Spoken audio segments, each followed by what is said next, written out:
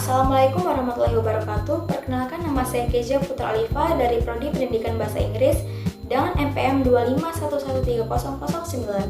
Di sini saya akan mempresentasikan tentang materi haji dan umroh, mata kuliah Pendidikan Agama Islam, dosen pengampu Bapak Asgaf Adnan Siregar SH.MA.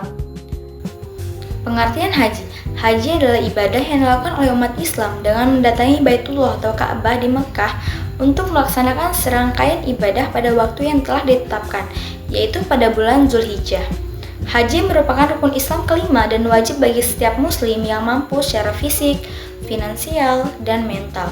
Selanjutnya itu syarat-syarat haji, diantaranya yang pertama Islam, artinya haji hanya diwajibkan bagi orang yang beragama Islam. Yang kedua baligh, artinya haji diwajibkan bagi mereka yang sudah mencapai usia dewasa atau baligh. Yang ketiga berakal yang sehat. Orang yang melaksanakan haji harus memiliki akal yang sehat. Yang keempat merdeka. Seorang yang berstatus wajib berhaji, yakni tidak sedang dalam status perbudakan. Yang kelima mampu, artinya mampu secara fisik, finansial, dan mental.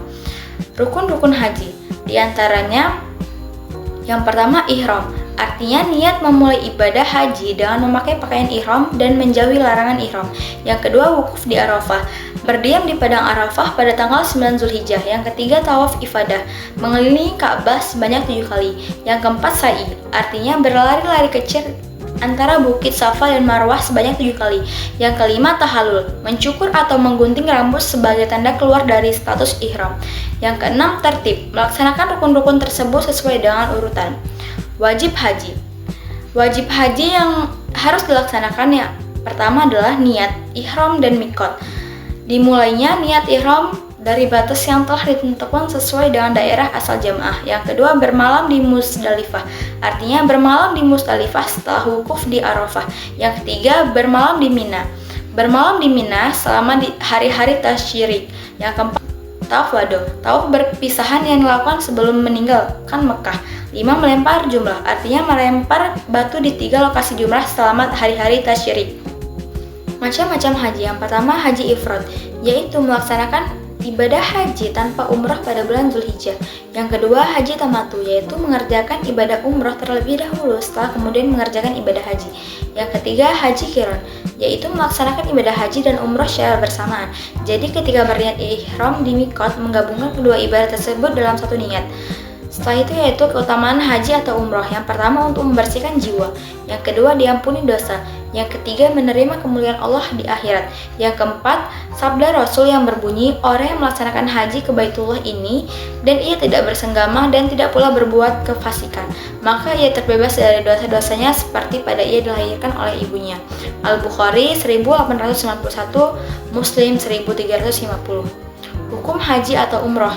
Mengerjakan umroh adalah kewajiban manusia terhadap Allah, yaitu bagi orang yang sanggup mengadakan perjalanan ke Baitullah.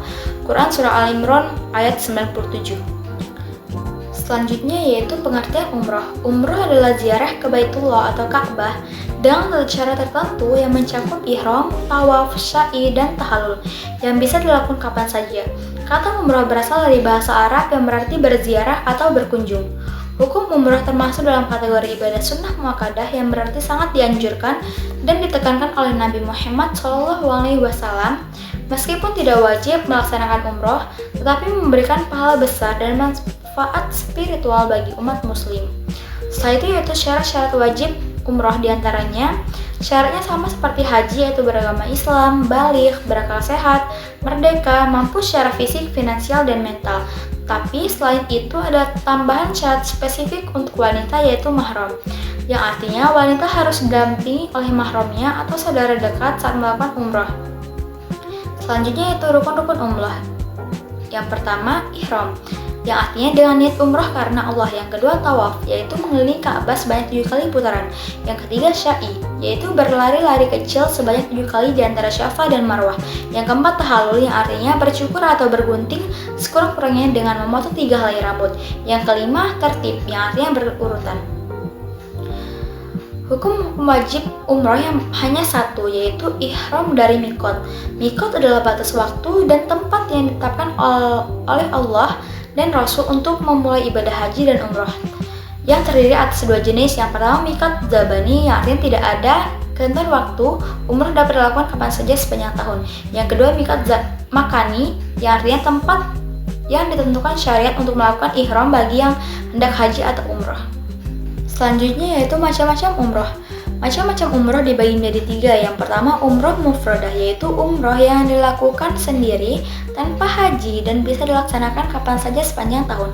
Yang kedua, umroh tamattu, yaitu umroh yang dilakukan sebelum haji pada bulan haji, lalu jamaah tahallul dan ihram lagi untuk haji. Yang ketiga, umroh qiron, yaitu umroh dan haji dilakukan secara bersamaan dalam satu niat dan ihram tanpa tahallul di antara keduanya. Selanjutnya yaitu perbedaan haji dan umroh. Haji dan umroh berbeda dalam rukun, waktu, hukum, lokasi, dan biaya. Haji memiliki rukun lebih lengkap termasuk wukuf di Arafah, mabit, dan melontar jumrah. Sedangkan umroh hanya ihram, tawaf, sa'i, dan potong rambut. Haji wajib sekali seumur hidup bagi yang mampu dan hanya pada bulan Zulhijjah. Sedangkan umroh sunnah dan bisa dilakukan kapan saja.